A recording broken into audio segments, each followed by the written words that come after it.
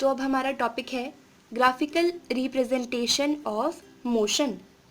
Graphical representation of motion का मतलब अब हम मोशन को ग्राफ के ऊपर रिप्रेजेंट करना सीखेंगे और इस रिप्रेजेंटेशन के लिए हम लाइन ग्राफ्स का यूज़ करेंगे। ठीक है, लाइन ग्राफ्स कैसे होते हैं? यहाँ पर एक एक्सिस होगा, यहाँ पर एक दूसरा एक्सिस होगा, कोई भी स्ट्रेट लाइन होगी या फिर ऐसी लाइन होगी या फिर ऐसी लाइन होगी, है ना। लाइन ग्राफ का हम इस्तेमाल करेंगे। ग्राफ और भी टाइप के होते हैं, बार ग्राफ वगैरह, लेकिन उनसे हमें मतलब नहीं है। हम सिर्फ लाइन ग्राफ से मोशन को रिप्रेजेंट करना सीखेंगे। जो हमने ग्राफ्स पढ़ने हैं वो दो टाइप के पढ़ने हैं। पहला है डिस्टेंस टाइम ग्राफ और दूसरा है velocity time graph. Velocity time graph को एक पल के लिए साइड रख दो, इसको अगले वीडियो में कवर करेंगे। बात करते हैं डिस्टेंस टाइम ग्राफ की। नाम से ही पता चल रहा है, distance time. Distance time graph का मतलब है कि ग्राफ के एक एक्सिस पर डिस्टेंस लिखा जाएगा और दूसरे एक्सिस पर टाइम। ठीक है, डिस्टेंस टाइम ग्राफ। मान लो यहाँ पर मैंने प्लॉट करना शुरू किया, टाइम है 1 सेकेंड, 2 सेकेंड, 3 सेकेंड, फिर डिस्टेंस है 1 मीटर, 2 मीटर, 3 मीटर। अगर कोई भी गाड़ी है वो 1 सेकेंड में 1 मीटर चल रही है, देखो 1 सेकेंड में 1 मीटर यहाँ पर, फिर अगले 2 सेकेंड में 2 मीटर चल रही है, 3 सेकेंड में 3 मीटर। ये एक लाइन बन गई अगर मैंने इन सब पॉइंट्स को जोड़ा, और ये हो गया उसका ग्राफिकल रिप्रेजेंटेशन। यहाँ पे हमें क्या पता चल रहा है कि टाइम के चेंज होने पर डिस्टेंस किस तरह चेंज हो रहा है। पहले 1 सेकेंड में वो 1 मीटर चला, है ना, फिर अगले 1 सेकेंड में, मतलब कि जब 2 सेकेंड हो गया टाइम, तब वो 2 मीटर चला, 3 सेकेंड में 3 मीटर। हमें यहाँ पर पता चल रहा है कि टाइम डिस्टेंस के ऊपर किस तरह डिपेंड कर रहा है। तो जो ग्राफ होते हैं उनसे हमें यही पता चलता है कि एक फिजिकल क्वांटिटी दूसरी फिजिकल क्वांटिटी पर किस तरह डिपेंड कर रही है। ठीक है, अच्छा जी, अगर मैं बात करती हूँ डिस्टेंस टाइम ग्राफ की, तो ये भी 3 टाइप के हो सकते हैं। देखो, पहला तो होगा जब ऑब्जेक्ट रेस्ट पर है। डिस्टेंस का मतलब क्या होता था? जब कोई ऑब्जेक्ट टाइम के रिस्पेक्ट में अपनी पोजीशन को चेंज करता था, तो उसने कितनी पोजीशन चेंज करी टाइम के रिस्पेक्ट में, वही उसका डिस्टेंस होता था। मान लो कोई ऑब्जेक्ट था इस पॉइंट पर, है ना, और वो यहाँ से चल के इस पॉइंट पर आ गया, ए पॉइंट बी पॉइंट पर आ गया, और उसको ए से बी पर आने में टी टाइम लगा। तो हमें दिख रहा है कि ऑब्जेक्ट ने अपनी पोजीशन को चेंज कर दिया। पहले वो ए पॉइंट पर था, अब वो बी पॉइंट पर आ गया है, और इसने इस पोजीशन को चेंज करने में टी टाइम लिया। तब हम कहेंगे कि ये ऑब्जेक्ट मोशन में है। अगर ये ऑब्जेक्ट टाइम के रिस्पेक्ट में अपनी पोजीशन चेंज नहीं करता, मतलब ए पॉइंट पे था, टाइम बीतता जा रहा है 1 सेकेंड, 2 सेकेंड, 3 सेकेंड, और ये ए पॉइंट पे था और ए पॉइंट पे ही है, तो हम कहेंगे कि ये ऑब्जेक्ट रेस्ट पर है ना। ऐसे ही होता था। अच्छा, तो डिस्टेंस टाइम ग्राफ में पहला ग्राफ बनेगा जब ऑब्जेक्ट रेस्ट पर होगा। कैसे? देखो, ये हमारा ग्राफ है, यहाँ है टाइम और यहाँ है डिस्टेंस। ठीक, रेस्ट का मतलब क्या है? टाइम बढ़ते जा रहा है, टाइम चेंज होते जा रहा है, लेकिन ऑब्जेक्ट अपनी पोजीशन चेंज नहीं कर रहा।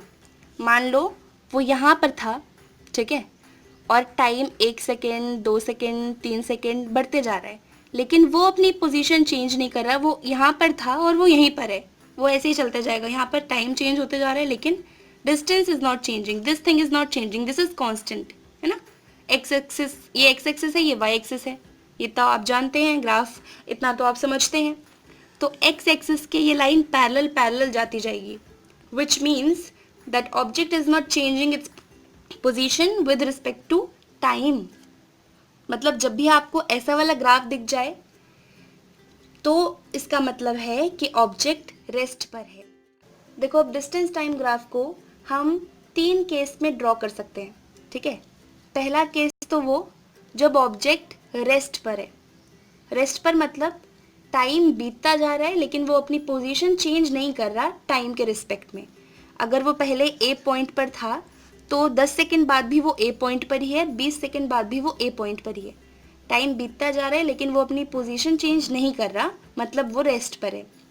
तो जब ऑब्जेक्ट रेस्ट पर है तब हम डिस्टेंस टाइम ग्राफ ड्रॉ कर सकते हैं। जब ऑब्जेक्ट यूनिफॉर्म मोशन में है, मतलब वो इक्वल इंटरवल ऑफ टाइम में इक्वल डिस्टेंस कवर कर रहा है, मतलब मान लो हर 1 सेकेंड में वो 1 मीटर कवर कर रहा है, फिर अगले 1 सेकेंड में 1 मीटर, फिर अगले 1 सेकेंड में 1 मीटर, ये होता है यूनिफॉर्म मोशन।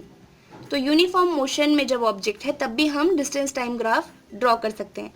तीसरा केस है जब ऑब्जेक्ट नॉन यूनिफॉर्म मोशन में हो, मतलब unequal distance in equal interval of time, मतलब पहले 1 सेकेंड में उसने 5 मीटर ट्रैवल किया, फिर अगले 1 सेकेंड में 10 मीटर किया, फिर 1 सेकेंड में 15 मीटर, फिर 1 सेकेंड में 50 मीटर, मतलब कि इक्वल इंटरवल ऑफ टाइम में जब वो अनइक्वल डिस्टेंस कवर करे तो ऑब्जेक्ट होगा नॉन यूनिफॉर्म मोशन में, और नॉन यूनिफॉर्म मोशन को भी हम डिस्टेंस टाइम ग्राफ में शो कर सकते हैं। ठीक है, अब पहले रिप्रेजेंटेशन की बात करते हैं। जब ऑब्जेक्ट रेस्ट पर होगा तब डिस्टेंस टाइम ग्राफ हम कैसे ड्रॉ करेंगे। तो देखो, तो ये रहा मेरा ग्राफ जिसके एक्स एक्सिस पे मैंने मान लिया टाइम है और वाई एक्सिस पे मान लिया मैंने डिस्टेंस है। ठीक है, अब मैं यहाँ पर टाइम प्लॉट करती हूँ, 1 सेकेंड, 2 सेकेंड, 3 सेकेंड, यहाँ पर 1 मीटर डिस्टेंस, 2 मीटर, 3 मीटर, क्योंकि यहाँ पर डिस्टेंस की बात कर रहे हैं इसलिए मैंने मीटर में लिया है, और यहाँ पर टाइम की बात कर रहे हैं इसलिए सेकेंड्स में। मान लो कोई भी ऑब्जेक्ट है वो 1 मीटर ऑलरेडी चल चुका है। ठीक है, 1 मीटर वो पहले चल चुका है, ये इतना 1 मीटर है। लेकिन देखो 1 मीटर उसने कब चला, 1 सेकेंड में मान लो, फिर अगले 2 सेकेंड में भी वो 1 मीटर ही है, उसी पोजीशन पर है, 3 सेकेंड में भी वो 1 मीटर पर ही है। मतलब टाइम बीतता जा रहा है लेकिन वो अपनी पोजीशन चेंज नहीं कर रहा। पहले वो 1 मीटर चल चुका है, ठीक है, और वो अभी भी उसी पोजीशन पर है, 1 मीटर से ऊपर 2 मीटर, 3 मीटर, 4 मीटर नहीं बढ़ रहा, ये कांस्टेंट जाते जा रहा है। और जैसे जैसे टाइम बढ़ते जा रहा है आगे आगे, इसकी पोजीशन चेंज नहीं हो रही है, ये उतने पोजीशन पर है। तो ऐसे हम रिप्रेजेंट करते हैं जब भी ऑब्जेक्ट रेस्ट पर होता है। Straight line which is parallel to X axis, that is time. जब कोई भी लाइन टाइम के पैरेलल हो या एक्स एक्सिस के पैरेलल हो तो समझ जाना कि ऑब्जेक्ट रेस्ट पर है। क्यों? क्योंकि भाई टाइम तो देखो 1 सेकेंड, 2 सेकेंड, 3 सेकेंड चेंज होते जा रहे हैं लेकिन उसकी पोजीशन चेंज नहीं हो रही। वो पहले भी 1 मीटर चल चुका था जो वो ऑलरेडी उतना ही है, अभी भी उसका डिस्टेंस चेंज नहीं हो रहा। अगर ये डिस्टेंस चेंज होता तो ये शायद ग्राफ ऐसे ऊपर जाता, यहाँ पे 2 मीटर पे या फिर 3 मीटर पे, है ना, ऊपर बढ़ता, लेकिन वो ऊपर नहीं बढ़ रहा, वो सिर्फ 1 मीटर पर ही कांस्टेंट है। मतलब ये हम रिप्रेजेंटेशन करते हैं जब ऑब्जेक्ट रेस्ट पर होता है। चीज़ समझ आ गई हमें? ओके, अब हम बात करते हैं यूनिफॉर्म मोशन की। जब ऑब्जेक्ट यूनिफॉर्म मोशन में होगा, मतलब कि जब वो इक्वल डिस्टेंस कवर करे इक्वल इंटरवल ऑफ टाइम में। ये मैंने कर लिया अपना ग्राफ प्लॉट। तो अब मैं बात करती हूँ यूनिफॉर्म मोशन की, मतलब equal distance in equal interval of time. मान लो 1 सेकेंड में वो 1 मीटर डिस्टेंस कवर कर रहा है, ठीक है, ये 1 सेकेंड में 1 मीटर डिस्टेंस, ऐसे देखो, है ना। फिर 2 सेकेंड में 2 मीटर, मतलब कि अगले 1 सेकेंड में 1 मीटर और बढ़ गया वो, ये पॉइंट, ठीक है। फिर अगले 1 सेकेंड में 1 मीटर और बढ़ गया वो, फिर अगले 1 सेकेंड में 1 मीटर और बढ़ गया वो। देखो ये स्ट्रेट लाइन ग्राफ है कि नहीं है? मतलब जब भी ऑब्जेक्ट यूनिफॉर्म मोशन में होगा तो उसका ग्राफ हमेशा स्ट्रेट लाइन होगा। इस चीज़ को याद करो, दिमाग में बिठा लो एकदम। जब रेस्ट पर होगा तो एक लाइन होगी जो कि पैरेलल होगी टाइम एक्सिस के। यूनिफॉर्म मोशन में होगा जब ऑब्जेक्ट, तो उसकी जो लाइन होगी वो हमेशा स्ट्रेट लाइन होगी। अच्छा, अगर मैं बात करूँ नॉन यूनिफॉर्म मोशन की, मतलब कि जब कोई भी ऑब्जेक्ट इक्वल डिस्टेंस में मतलब इक्वल डिस्टेंस को कवर करने में अनइक्वल टाइम लगाए या फिर इक्वल टाइम में अनइक्वल डिस्टेंस को कवर करे, तो वो होता है नॉन यूनिफॉर्म मोशन। तो ये कर दिया मैंने अपना ग्राफ प्लॉट। तो मान लो कोई ऑब्जेक्ट है जो कि नॉन यूनिफॉर्म मोशन पोजेस कर रहा है। पहले 1 सेकेंड में वो 1 मीटर चला, ठीक है, फिर अगले 1 सेकेंड में वो 2 मीटर चल दिया, ठीक है, फिर अगले 1 सेकेंड में फिर वो 1 मीटर फिर से चला। देखो ग्राफ कैसा बन रहा है, ऐसा। This is not straight line graph, ये कर्व्ड लाइन आती है जब कोई भी ऑब्जेक्ट नॉन यूनिफॉर्म मोशन में होता है। मतलब कि टाइम तो 1-1 सेकेंड इंक्रीज हो रहा है, लेकिन डिस्टेंस कभी वो 2 मीटर कवर कर रहा है, कभी 1 मीटर। मतलब इक्वल इंटरवल ऑफ टाइम में जब वो अनइक्वल डिस्टेंस कवर कर रहा है तो लाइन कैसी आ रही है, कर्व्ड। ऐसी लाइन आएगी हमेशा जब भी नॉन यूनिफॉर्म मोशन होगा। इन चीज़ों को दिमाग में बिठा लो, क्योंकि ग्राफ से रिलेटेड क्वेश्चन आते हैं तो आपको पता ही नहीं रहता कि कौन सा ग्राफ किस तरह दिखता है। जो ऑब्जेक्ट जब भी रेस्ट पर है तो ग्राफ ऐसा दिखेगा, एक लाइन होगी जो पैरेलल होगी एक्स एक्सिस के, वो वाई एक्सिस के भी पैरेलल हो सकती है। अगर टाइम को वाई एक्सिस पे लिया गया है तो कंफ्यूज मत होना, ठीक है। यूनिफॉर्म मोशन के केस में एक स्ट्रेट लाइन होगी और नॉन यूनिफॉर्म के केस में एक कर्व्ड लाइन होगी, कुछ ऐसे, देखो ऐसे, ठीक है। ये हो गई रिप्रेजेंटेशन की बात। अब एक और इम्पॉर्टेंट बात है कि यूनिफॉर्म मोशन का जो ग्राफ होता है ना, इस यूनिफॉर्म मोशन के ग्राफ की मदद से आप किसी भी ऑब्जेक्ट की स्पीड निकाल सकते हो। देखो कैसे। अच्छा, ये रहा हमारा ग्राफ। देखो यहाँ पर हमें दिख रहा है कि ऑब्जेक्ट हर 10 सेकेंड में 10 मीटर कवर कर रहा है डिस्टेंस। देखो हर 10 सेकेंड में अगले 10 मीटर, हर 10 सेकेंड में अगले 10 मीटर। तो ये एक यूनिफॉर्म मोशन का ग्राफ है, यूनिफॉर्म स्पीड का ग्राफ है, और ये स्ट्रेट लाइन ग्राफ है, ठीक है। अब इस ग्राफ की मदद से आप ऑब्जेक्ट की स्पीड कैसे निकालोगे। यहाँ पर इस लाइन पर कोई भी एक पॉइंट कंसिडर कर लो ए, मान लो ये पॉइंट ए है और ये पॉइंट बी है, मान लिया मैंने, ठीक है। अब मैं क्या करूँगी, इस ए पॉइंट से और बी पॉइंट से टाइम एक्सिस पर एक परपेंडिकुलर ड्रॉ करूँगी। ये कर दिया मैंने ड्रॉ। अब इस ए पॉइंट से डिस्टेंस वाले एक्सिस पर एक और परपेंडिकुलर ड्रॉ करेंगे, देखो ऐसे। अब ये जो लाइंस हैं, मतलब ये बी एक्सिस, बी पॉइंट का जो परपेंडिकुलर है टाइम एक्सिस पर और ए पॉइंट का परपेंडिकुलर जो डिस्टेंस एक्सिस पर है, ये दोनों आपस में एक दूसरे को सी पॉइंट पर काट रहे हैं। दिख रहा है हमें ये चीज़, ठीक है। अब हमारे पास एक ट्राइंगल बन गया, ट्राइंगल ए बी सी, है कि नहीं। अच्छा, अब मान लो ये डिस्टेंस है, ये चीज़, दिस इज डिस्टेंस, ये डिस्टेंस था पूरा।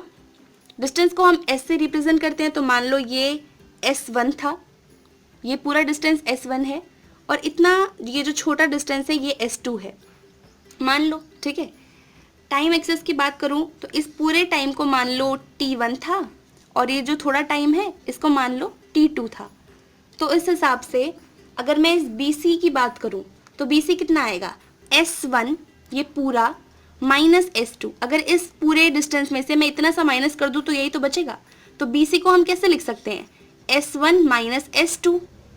सिमिलरली AC को भी हम T2 माइनस T1 लिख सकते हैं। देखो sorry T1 minus T2, T1 minus T2।